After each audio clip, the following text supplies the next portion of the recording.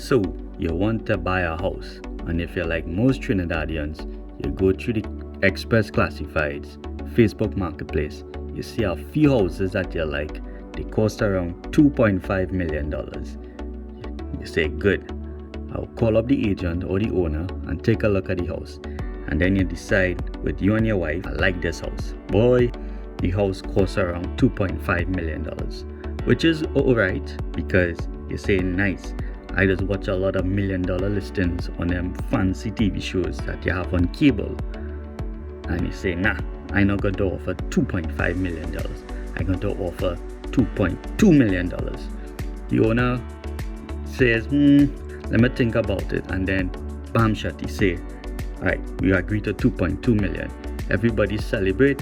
You say, all right. And then you wait 3 days, you sign a sales agreement, you make a down payment. And in 3 days, you get your house and everybody live happily ever after.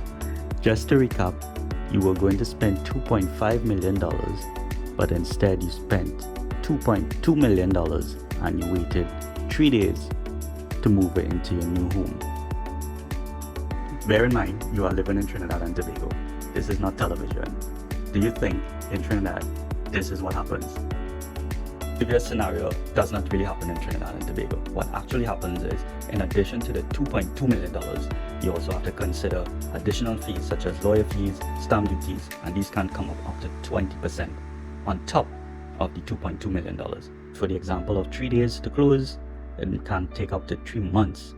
In some cases, possibly even more. And this is due to acquiring of the documents such as WASA clearance, you have to do a valuation, preparing of the new deed, and this is with a bank mortgage. Now, if you were to purchase cash or bank-to-bank transfer, this time can be less, but on average, a sales agreement would be around 90 days or 3 months with the option to extend in very rare circumstances. You may ask yourself, well, why does it take so long? Well, the thing is, in Trinidad, we still have a paper-based system, and all of these agencies don't communicate as effectively as they do in other countries, and our legislation has not been up to date with digital signatures and e-documents.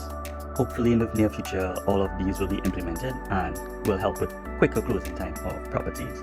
So in conclusion, we learned that in purchasing a property, you have to cater an additional around 20 to 30% to the sale price of the property.